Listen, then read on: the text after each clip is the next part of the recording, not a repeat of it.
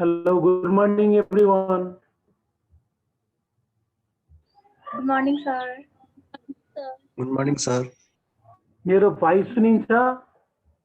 सुनिरहेको Yes, छ sir. हजुर सुनिन्छ सर युवा अब मैले स्लाइड शेयर गर्न मिल्यो? मिल्छ सर हेर्नुहोस् त एकचोटि ओके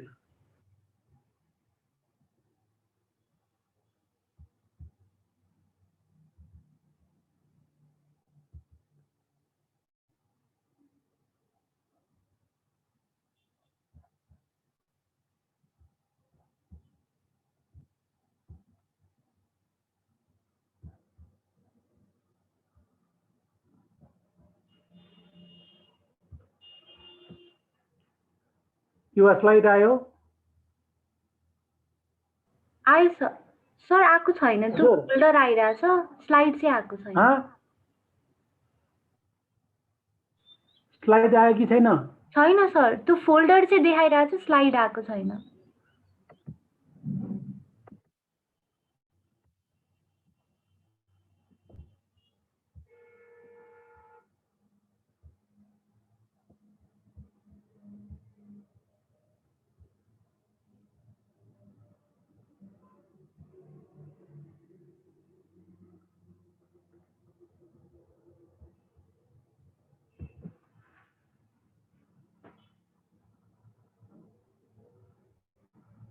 अहिले नि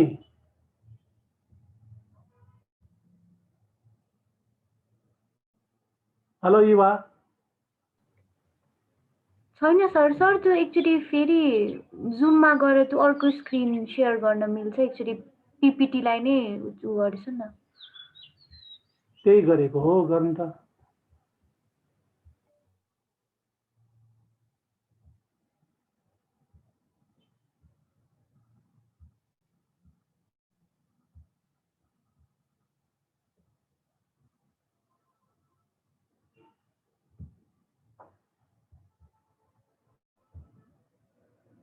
फेरि जुममा गएर के गर्ने रे? सर त्यो सेयर स्क्रिनमा चाहिँ त्यो अब हजुरको पिपिटी देखाएको त्यो बक्सलाई चाहिँ क्लिक गर्नुहोस् न त्यो स्क्रिनलाई चाहिँ शेयर गर्ने? हजुर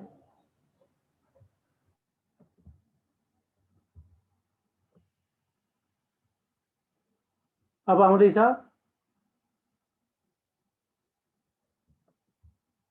अब आयो? छैन सर फेरि आएन छैन? हजुरको त्यो फोल्डर प्रशान्त एफ चाहिँ देखाइरहेछ तर पिपिटी चाहिँ खुलेको छैन सर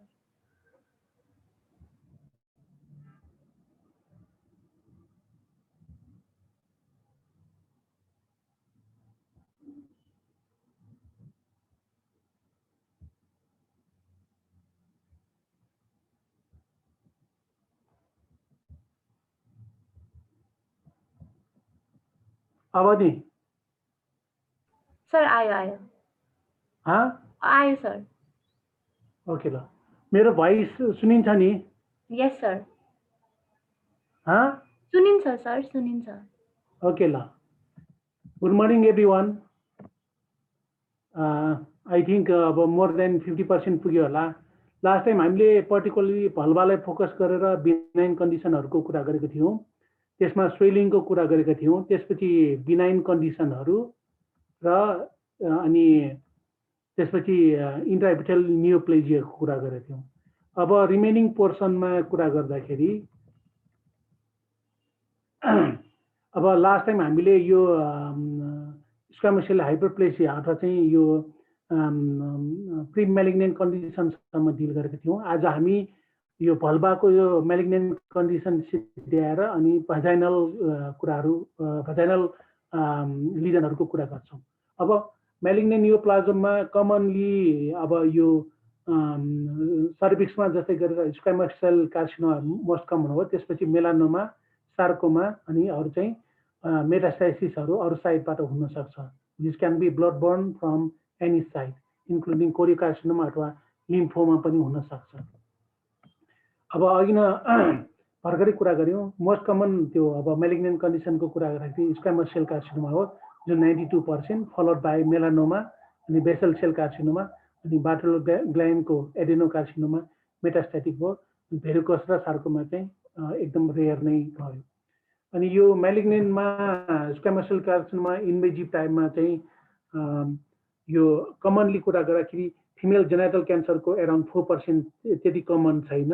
अब नेपालमा पनि कुरा गर्ने हो भने कि क्यान्सर स्पेसिफिक हस्पिटलहरूमा गयौँ भनेदेखि मात्रै त्यहाँनिर हामी अलिकति सिग्निफिकेन्टली यी केसहरू पाउँछौँ। जस्तै भरतपुर अथवा चाहिँ भक्तपुर क्यान्सर हस्पिटलहरू चाहिँ प्राइभेट क्यान्सर हस्पिटलमा जाँदाखेरि मात्र यसरी अलि सिग्निफिकेन्ट नम्बरमा भलभल क्यान्सरहरू पाउँछौँ। तर हाम्रो जस्तो सेटअपमा एकदमै रेयरली नै प्रेजेन्ट गर्ने गरेको छ। प्याथोलोजीमा चाहिँ it arise in normal skin or within lesion of lichen sclerosis भन्न खोजेको चाहिँ नर्मलमा अथवा चाहिँ अरू प्री म्यालिग्नेन्ट कन्डिसनहरूमा अथवा चाहिँ इन्ट्रापिटल लिजनहरूबाट नै प्रोग्रेस भएर हुनसक्छ। अनि यो चाहिँ it resembles skin cancer elsewhere अनि usually develops ulcer with sloping base raise edge अनि अकेजनली त्यो फङ्गेटिङ पेपिलोमेटस फर्म अथवा चाहिँ फ्ल्याट प्लाकहरू हुनसक्छ। कमन मोस्ट कमन साइटको कुरा गरे लेबिया मेजोरा र क्लाइटोरियाको साइटहरूमा अनि मल्टिपल ग्रोथ त्यति कमन छैन। अनि sometimes there are labial kiss ulcer भनेको दुवै साइडमा, अब किनकि लेबियाहरू एक आपसमा कहिलेकाहीँ अब एडेरेन्टेड होइन एपोजिसनले गर्दाखेरि किसिङ अल्सरहरू देखिन सक्छ। अनि इटियोलोजीमा मेनली अरू म्यालिग्नेन्ट कन्डिसनहरू जस्तै अब सेनाइलिटी नै हो। अब मोस्ट कमनली 50 to 80 इयर्समा, इन एन एभरेज अब 62 इयर्समा। कज त्यति धेरै डिस्टिङली नोन छैन। तर अब रिस्क फ्याक्टरको कुरा गर्दा लङ स्ट्यान्डिङ इरिटेटिभ एजेन्ट केमिकल अथवा चाहिँ इन्फेक्टिभ हुनसक्छ अथवा चाहिँ मेकानिकल विथ पोर हाइजिन छ भनेदेखि। अनि कटन अथवा वुलन मिलमा काम गर्ने वर्करहरूमा अलिक बढी देखिएको छ। Malignant change is associated with a chronic inflammatory disease such as venereal granuloma अथवा चाहिँ भल्भल वाटहरू। यो म्यालिग्नेन्ट चेन्जको कुरा गरेको भयो। एचपीभी यो पर्टिकुलरली भल्भलमा पनि HPV human papilloma virus is suspected to play a role, particularly त्यो स्क्वामस सेल टाइपमा चाहिँ। अब यसमा स्टेजिङको कुरा मैले अस्तिको क्लासमा पनि भनिसकेको थिएँ। अन्डरग्रेजुएट लेभलमा चाहिँ यो सर्भाइकल क्यान्सर अनि ओभरियन क्यान्सर र इनोमेटल क्यान्सर चाहिँ एकदम मस्ट नै छ यो स्टेजिङ इन्क्लुडिङ स्टेजिङ। अब यिनीहरू थाहा पाइराख्यो भने चाहिँ राम्रो है त। अब स्टेज 1 मा पर्टिकुलरली अब ट्युमर कन्फाइन टु भल्भा और चाहिँ पेरिनियम हुन्छ। स्टेज 2 मा चाहिँ अनि त्यो अब यो पनि ट्युमर अथवा चाहिँ म्यालिग्नेन्ट लिजन भल्भा अथवा पेरिनियममा कन्फाइन भए पनि साइजमा चाहिँ मोर देन 2 सेन्टिमिटर हुन्छ। अनि थर्ड स्टेजमा ट्युमर अफ एनी साइज तर एडजेसेन्ट स्प्रेड भइसकेको अथवा चाहिँ युनिल्याटरल लिम्फ नोड चाहिँ इन्लार्ज भइसकेको अथवा चाहिँ मेटास्टाइसिस भएको हुन्छ। स्टेज 4 मा चाहिँ दिस टाइम त्यो चाहिँ भनेको चाहिँ ट्युमर इन्भेस्ट एनी अफ द फलोइङ भनेको त्यो अब upper urethra, bladder, rectum, pelvic bone त्यसरी भनेदेखि अनि डिस्टेन्स मेटास्टाइसिस पनि स्टेज 4 मा पर्छ। अब स्प्रेडमा डाइरेक्ट स्प्रेड हुनसक्छ भजाइनामा, युरेथ्रामा, ग्रोइनमा भयो। अनि थ्रु लिम्फ स्ट्रिम पनि हुनसक्छ। अनि अर्को चाहिँ drainage to both groin occurs in mid line structure such as अब क्लाइटोरिस अथवा पेरिनियम। अनि त्यो स्मल खालको क्लाइटोरिसको क्यान्सर चाहिँ ब्याड प्रोग्नोसिसको हुन्छ। अब क्लिनिकल फिचरमा मेनली भिनाइन लिजनमा कतिपय स्वेलिङ कन्डिसनमा अथवा चाहिँ प्री म्यालिग्नेन्ट मेनली चाहिँ प्लुराइटिस हो। त्यसकारण त्यो प्लुराइटिस भल्भलाई चाहिँ अलिकति नेग्लिजेन्स गर्नु हुँदैन, पर्टिकुलरली पोस्ट मेनोपोजल अथवा चाहिँ सेनालिटी पुगिसकेको वुमनहरूमा। स्मल ट्युमर अब जुन चाहिँ अब स्मल सेप्टिक स्पट अथवा चाहिँ वार्ड टाइपको पनि हुनसक्छ। अब यदि त्यो नेग्लेक्ट गर्यो भने अल्सरेसन हुने अनि ब्लिडिङ अथवा चाहिँ डिस्चार्ज हुने हुन्छ। जुन अघि नै प्याथोलोजिकल कन्डिसनमा पनि कुरा गरेको थियौँ, मोस्टली अल्सर विथ अब त्यो स्लपिङ बेसको कुरा गऱ्यौँ। त्यसो गरेर यो अब इनिसियली प्लुराइटिसले चाहिँ त्यति नेग्लिजेन्स गर्नु भएन। अनि growth can be appears eroding ulcer with everted edge होइन, डिस्चार्ज हुन्छ। अनि अब हामीले पाल्पेट गर्ने बेलामा हार्ड एन्ड फ्रायबल हुनसक्छ, इजिली ब्लिड्स अन टच अनि फिक्स टु अन्डरलाइङ स्ट्रक्चर। अनि certain condition there may be persistent ulcer अथवा चाहिँ नोडुल हुनसक्छ। र अब स्टेजिङ बढ्दै गएपछि त्यो सेम साइडमा अथवा चाहिँ युनिल्याटरल लिम्फ नोडहरू चाहिँ इन्लार्ज हुन थाल्छ। त्यसरी अब एउटामा चाहिँ अल्सर बेस लिजन देखेको छ राइट त्यो लेफ्ट फोटोमा चाहिँ अब त्यसरी लेबिया मेजोरामा चाहिँ त्यसरी अलिकति सानो अल्सरेटिभ ग्रोथ देखेको छ भने यतातिर चाहिँ अलि लार्ज होल नै अल्सरेटिभ फङ्गेटिङ टाइपको अल्सरेटिभ टाइपको ग्रोथ देखिएको छ। अब प्रिभेन्सनमा मेनली अघि नै कुरा गर्दाखेरि एज वाइज नै हो, हाइजिनको कुरा गरेको थियौँ, एचपिभीको थोरै रोलको कुरा गऱ्यौँ र केमिकल एक्सपोजरको कुरा गरेको थियौँ। त्यसो भएर chronic non neoplastic epithelial disorder अथवा अदर स्किन डिजिजलाई चाहिँ अब टाइममै हामीले याद गर्नु पर्यो। अनि अर्को त्यही पनि इन्भेस्टिगेसन अथवा चाहिँ रेगुलर अब्जर्भेसन अथवा चाहिँ ट्रिटमेन्ट चाहिँ हामीले प्रोभाइड गर्नुपर्ने हुन्छ, पर्टिकुलरली सस्पेक्टेड केसहरूमा। ट्रिटमेन्टमा अब माइक्रो इन्भेजिभ छ भने कि त्यो भनेको चाहिँ अब स्टेजिङ 1A छ र साइज पनि सानो छ कि वाइड लोकल एक्सक्लुजनलाई पुग्छ अथवा चाहिँ सिम्पल पार्सियल भल्भेक्टोमी लिम्फ नोड डिसेक्टोमी गर्नु पर्दैन। स्टेज 1B अथवा 2 अथवा 3 मा चाहिँ रेडिकल भल्भेक्टोमी अथवा चाहिँ मोडिफाइड रेडिकल भल्भेक्टोमीहरू विथ इन्गुलोफेमरल लिम्फेडेनेक्टोमी गर्नुपर्ने हुन्छ। सेन्ट्रल अथवा चाहिँ बायलेटरल लिम्फ नोड डिसेक्सन चाहिन सक्छ। त्यो कुन कन्डिसनमा हो भने यदि साइज चाहिँ मोर देन 20 सेन्टिमिटर इन्लार्ज छ भनेदेखि।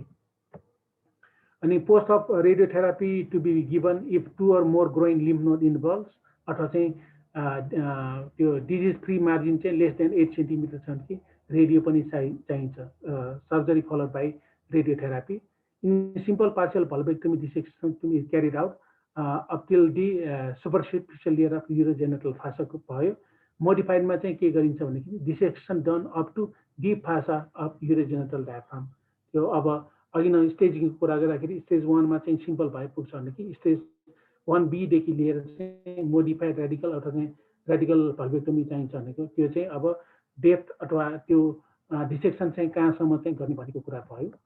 अब यति कुरा चाहिँ हामीले यो भल्भलको डिल गऱ्यौँ। Now we will be talking about भजानल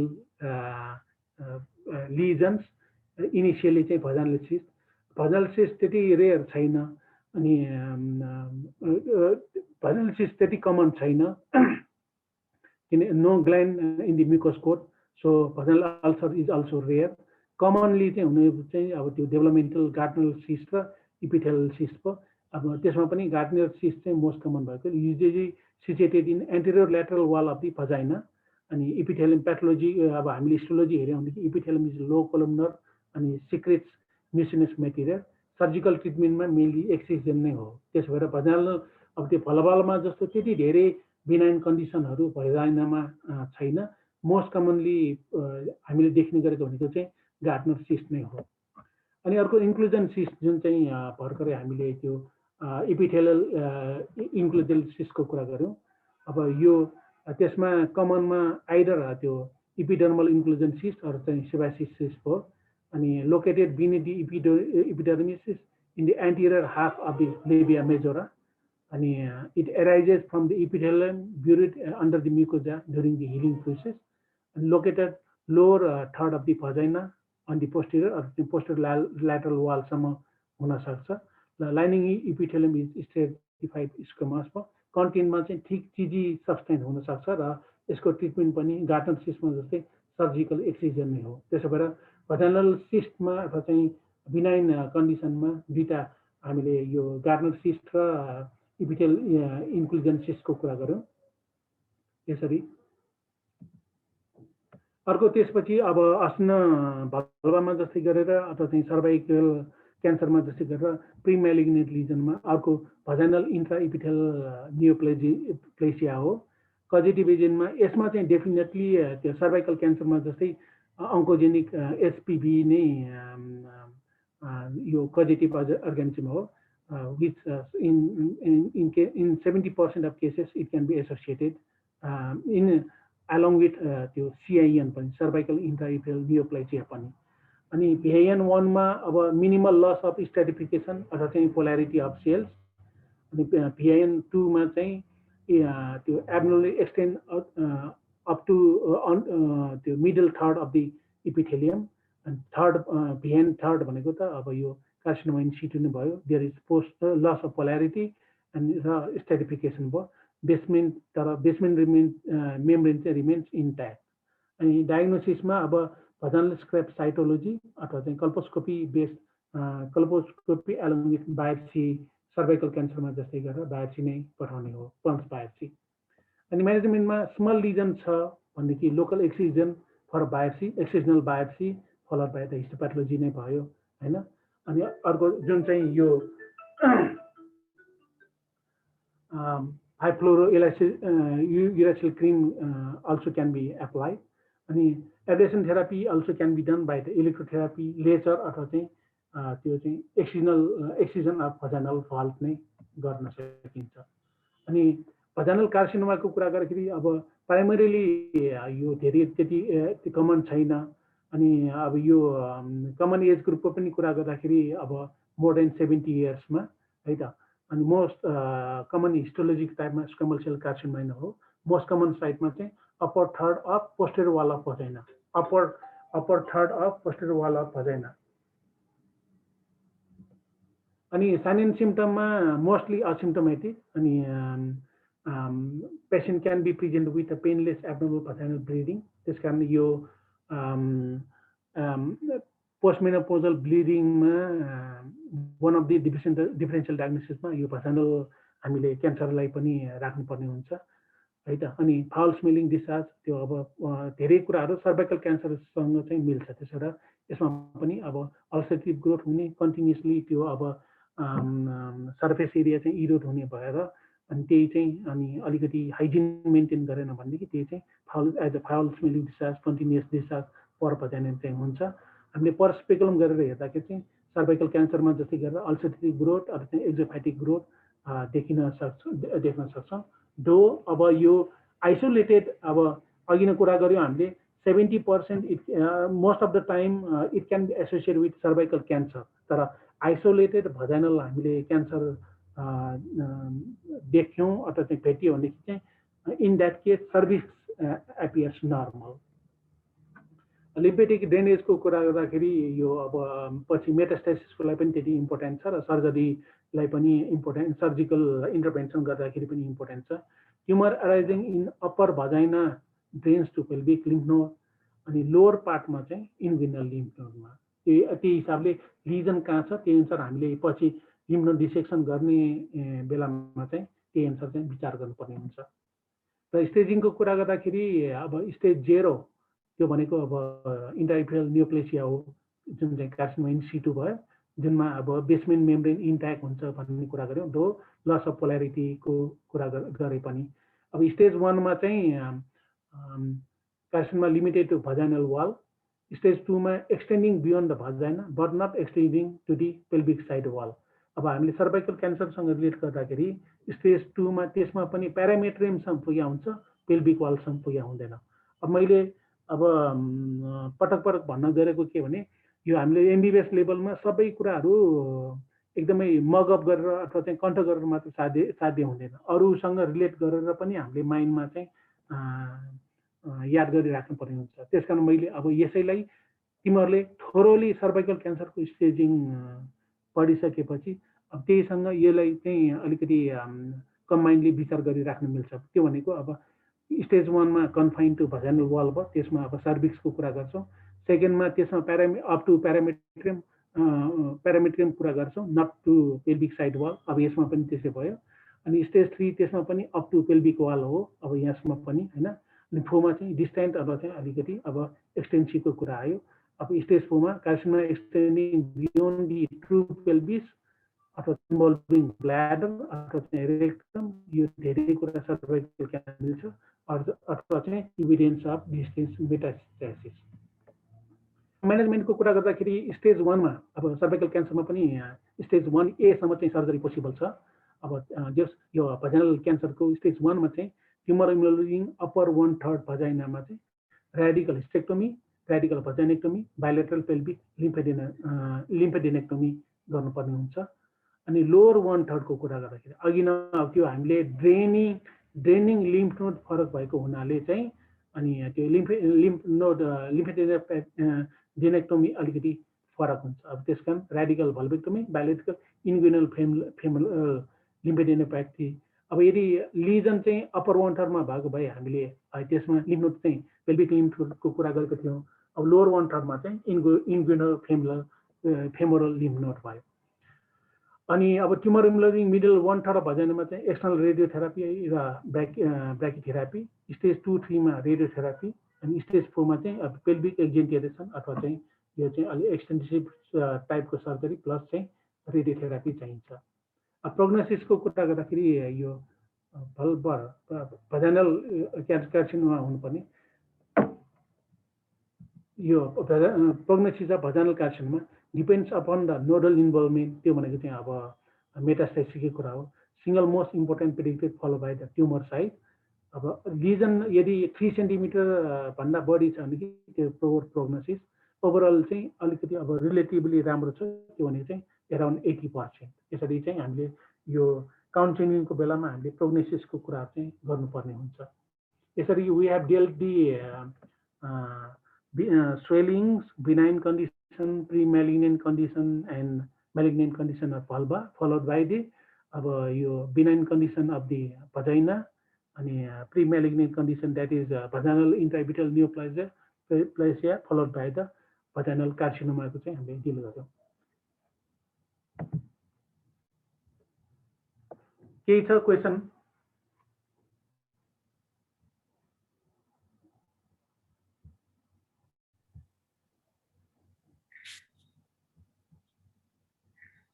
No, sir.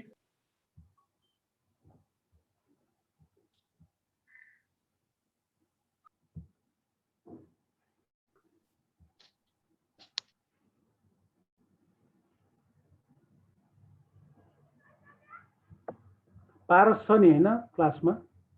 हजुर सर। पारस हजुर सर। अब नेक्स्ट टाइमको के हो टपिक मलाई 1-2 दिन अगाडि नै खबर गर्नु है पारस। हुन्छ सर। अब एउटा पोलिसिस्टिक ओभरियन सिन्ड्रोम छ सर, अनि ओभुलेसन धेरै छैन। अब त्यो स्लाइडहरुलाई इवा र पारस साथीहरुलाई यो स्लाइड अब तिमीहरुले के गर्ने हो, अब मेरो क्लासमा चाहिँ आउनु पर्छ है, उनीहरुले भनिदिनु। हुन्छ सर। हुन्छ सर। म अहिले अलिकति माइल्ड भएको हो, अदरवाइज अब those who are absent today म अनि यो लेख्न लाउँथे एक्चुअली चाहिँ। त्यसैले यो स्लाइडहरु उनीहरुलाई दिइदिनु र तिमीहरुले पनि एकसरो यो भल्भल र भजनल बिनाइन कन्डिसन र मेलिग्नेन्ट कन्डिसनको किताबमा पनि हेर्नु है। हस् सर। ओके ल, नेक्स्ट टाइम इन्फर्म गर्नु पारस। थ्यांक यू ल। हस्, thank you sir. Yes, sir.